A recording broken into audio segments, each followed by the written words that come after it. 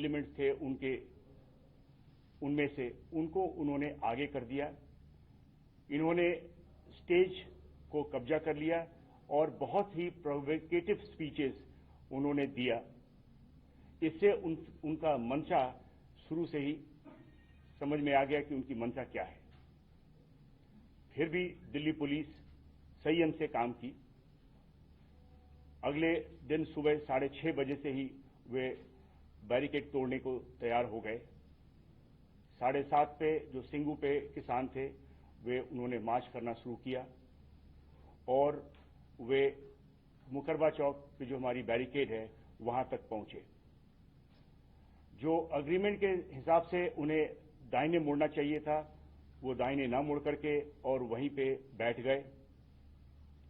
उनके नेता सतनाम सिंह पन्नू उन्होंने काफी भड़काऊ भाषण दिया, जिसके बाद वहां जो उनके साथ फार्मर्स थे उन्होंने बैरिकेड तोड़ने पे आमादा हो गए।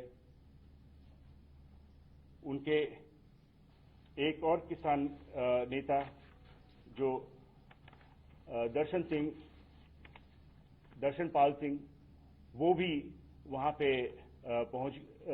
पे बैठ गए और दाहिने मुड़ने से मना कर दिया।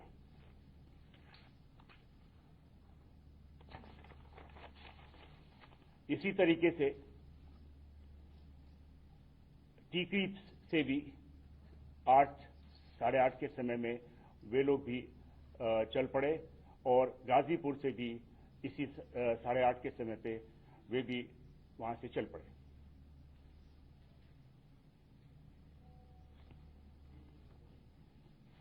पुलिस के जो लॉफुल डायरेक्शन था कि वे अपने जो तय हुए समय है 12 बजे उस समय चलें, क्योंकि जो ऑफिशियल प्रोग्राम था रिपब्लिक डे का वो करीब 12 बजे के समय समाप्त होना था। तो उनको कहा गया कि आप 12 बजे के जो तय हुआ समय है उसी के अनुसार से चलें, लेकिन वो उसको न माने और बैरिकेड तोड़ करके आगे निकल पड़े। जैसा कि मैंने कहा कि मुकरबा चौक के पास बैरिकेड पे पहुंचे और आगे जाने से मना किया और वहीं पे एक भाषणबाजी हुई सतनाम सिंह पन्नू द्वारा, जिसको आप अभी सुन सकते हैं।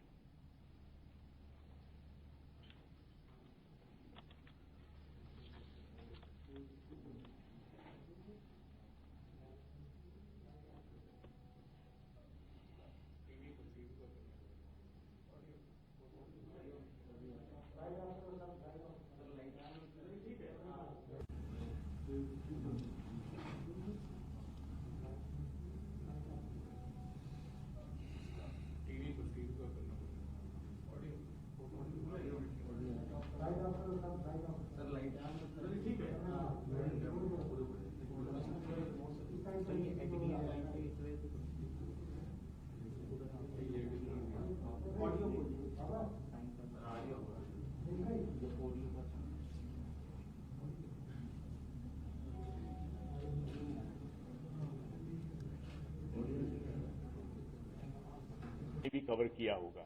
आपने देखा होगा कि जैसे ही ये स्पीच समाप्त हुआ और उन्होंने आह्वान किया कि जो आगे जो बैरिकेड लगी है उसको तोड़ करके वो आगे जाएं, और वो वहां की जो भीड़ है वो आगे निकली और बैरिकेड तोड़ने लगी।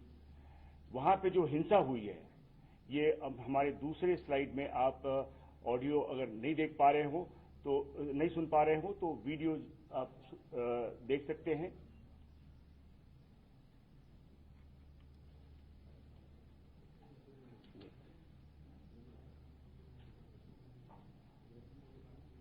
मुकरबा तो इस प्रकार से आपने ये जो उनके स्पीचेस के बाद वहां पे जो भीड़ है वो आगे की तरफ बढ़ी। ठीक इसी प्रकार से जो टीकरी बॉर्डर पे जो किसान थे वे भी करीब 8 साढ़े 8 के बीच में निकले और उनमें वे आकर के नांगलोई टी पॉइंट पे बैठ गए और वहां पे ही प्रोटेस्ट किया। इसमें उनके नेता बूटा सिंह बुर्जविल वे भी और जो हरियाणा से जो फार्मर्स आए थे उनके साथ मिलकर के वहीं पे बैठ गए और आगे जाने से मना कर दिया। और अंत में उन्होंने भी वायलेंस में इंडल्ज किया और बैरिकेड तोड़ी। और ये जो वीडियो फुटेजेस हैं आप लोगों ने काफी कैप्चर किया, जिसमें आपने देखा कि किस प्रकार से एक बहुत बड़ा कंटेनर को उन्होंने पलट करके और आगे का रास्ता निकाला और उसके बाद वो पीरागढ़ी, पंजाबी बाग, झकीरा से होते हुए उनमें से कुछ लाल किला तक पहुंचे।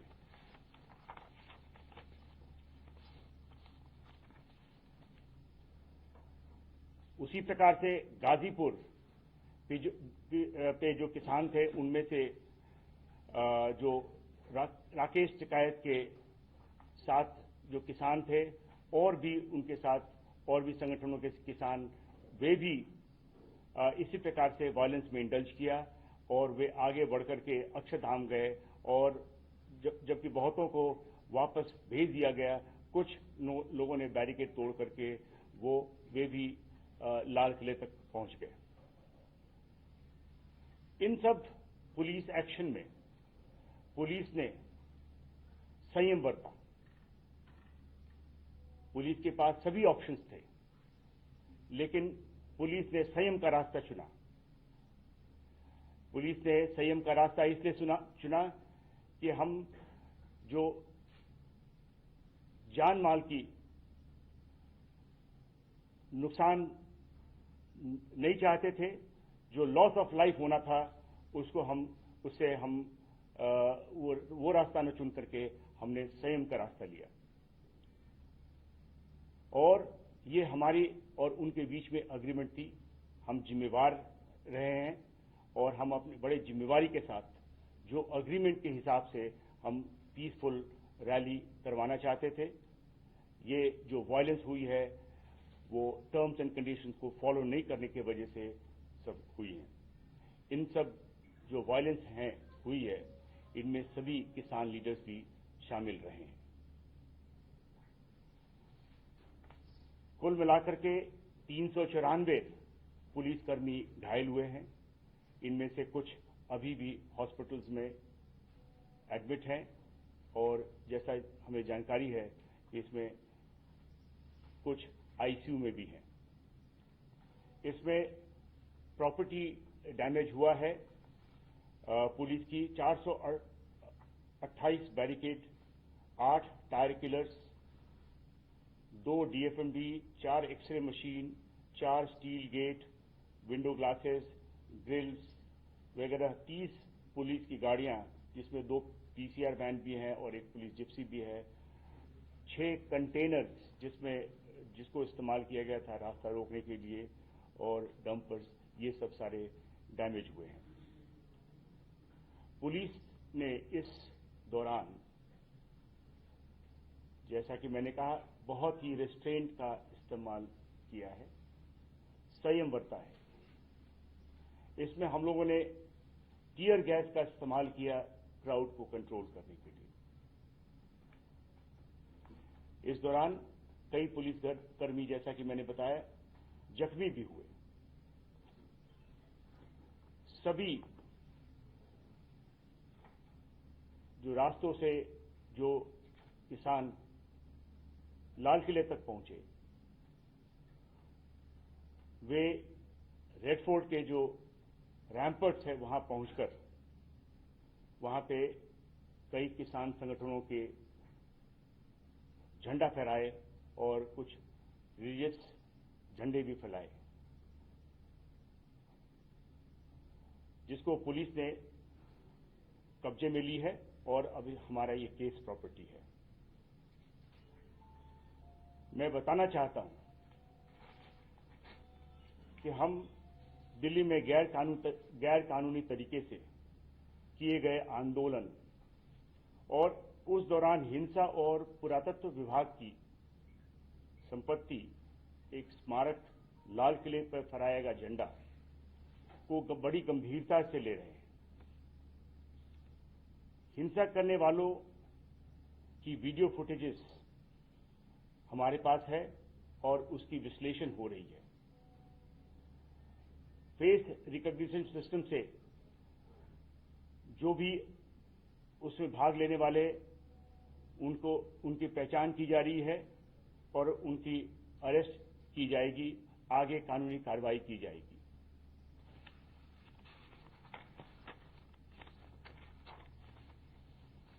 अब तक दिल्ली पुलिस 25 से ज्यादा क्रिमिनल केस रजिस्टर किया है और जैसा कि मैंने बताया है कि सीसीटीवी और वीडियो फुटेज से हम फेशियल रिकॉग्निशन सिस्टम से पहचान की जा रही है।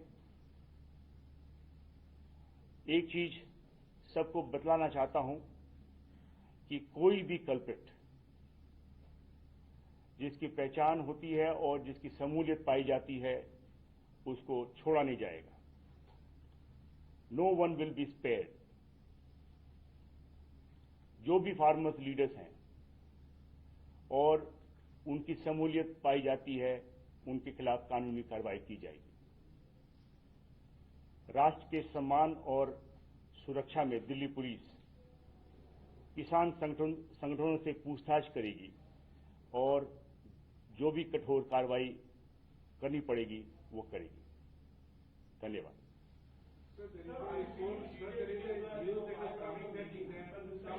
Hundreds of Twitter accounts have been used from across the border and for some anti-social elements.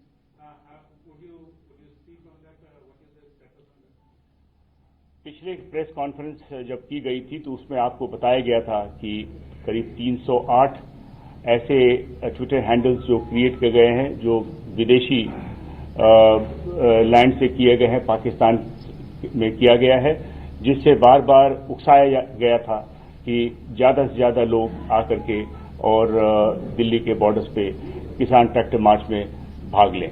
Sir, जब इनपुट्स मिल रहे थे और इंटेलिजेंस की भी तमाम रिपोर्ट आ रही थी, क्योंकि एजेंसी इस चीज को देखकर करेंगी कि ये कुछ भी कर सकते हैं, तो ऐसी सिचुएशन में क्या इमरजेंसी के तौर पर इनकी परमिशन कैंसिल करना जरूरी नहीं था, या ऐसा था कि काबू किया जा सकता था उस वक्त में कैंसिलेशन हो जाता, रिजेक्ट हो जाती परमिशन इनकी? सर, इन्हीं के साथ मेरा भी सवाल है कि इंटेलिजेंस ये फेलियर है ये जो वायरल हो रहा है, अगर वो आप लोग तक पहुंचे और 12:30 तक आप लोग इसको लेकर बहुत ज्यादा सीरियस नहीं हुए, तो आखिरकार में क्या आप लोग को ज्यादा भरोसा था क्या इन लोगों के ऊपर, इन लोगों के साथ जो हमारी एग्रीमेंट हुई है इस एग्रीमेंट पे कायम रहेंगे, ये अपने मुआहदे पे कायम रहेंगे? जी देखिए, हमारे को बराबर सभी प्रकार की इंटेलिजेंस मिल रही थी और हम उस पर काम कर रहे थे। अगर इंटेलिजेंस मिलने में कोई कमी होती तो ये जो हमने 308 ट्विटर हैंडल्स के बारे में बताया, जो हमारे इंटेलिजेंस कलेक्शन प्रोसेस में अगर कोई कमी होती तो ये हमारी इसकी ज्ञात न होती। इस प्रकार की हमें सभी इंटेलिजेंस था। लेकिन जब हमारी किसी से अग्रीमेंट हुई है, हम अग्रीमेंट को अपने इंतजाम करके हम उस अग्रीमेंट पे हम अमल रहना चाहते थे, क्योंकि वही एक तरीका था जो कि हम सभी के हित में था। हमने दिल्ली पुलिस ने जो इंतजाम किया है वो उसी का नतीजा था कि इन सब के बावजूद भी, जिस प्रकार की जो वायलेंस हुई उसके उन सब के बावजूद भी एक भी व्यक्ति का मौत पुलिस के एक्शन से नहीं हुआ। और पुलिस ने संयम बरत करके इन सारे जो लॉ एंड ऑर्डर सिचुएशन जो उत्पन्न हुआ था उस पे बखूबी ठीक से इसको निकाला, और जो लोग इसके पीछे थे उनका एक तरीके से उनके बारे में आप सबको ज्यादा जानकारी मिल पाएगी। सर, ब्रीच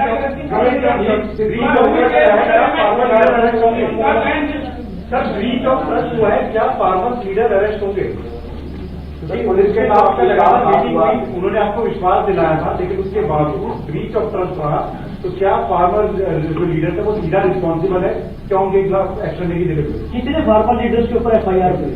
हमने आप अपने बयान में हमने बिल्कुल साफ कहा है कि जिन फार्मर्स लीडर्स और जिस किसी का भी इन केसेस में शमूलियत पाया गया उनके खिलाफ कठोर कार्रवाई की जाएगी।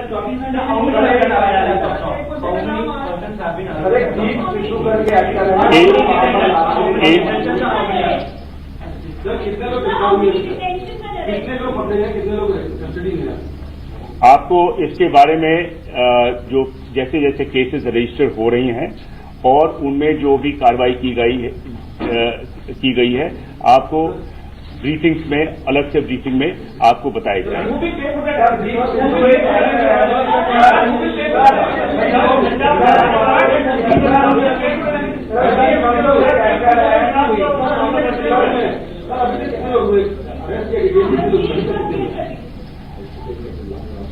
देखिए, ये हमारा जो अग्रीमेंट हुआ है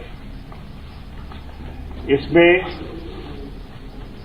किसानों के साथ हुआ है। किसान लीडर्स जिन्होंने हमारी एग्रीमेंट को न मान करके विश्वासघात किया है और जो भी कानूनी कार्रवाई बनता है उनके खिलाफ किया जाएगा।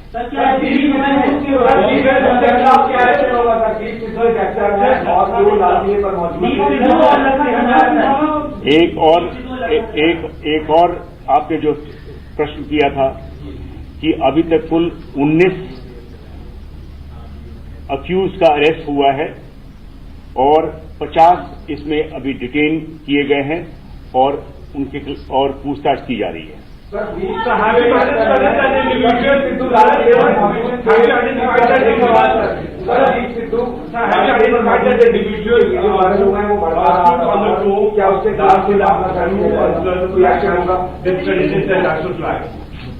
talking about that individual who stood on the dome of Lal Killa and who was the flag. देखिए, मैंने जब ये आपको बताया है कि हर एक कोई व्यक्ति जिन्होंने इस जघन्य अपराध में हिस्सा लिया है उसके खिलाफ कानूनी कार्रवाई की जाएगी और अभी केसेस रजिस्टर हुए हैं। केस के इन्वेस्टिगेशन में कई नाम आएंगे और जिनका भी नाम आएगा उनके खिलाफ जो कठोर कदम हमने ठान लिया है वो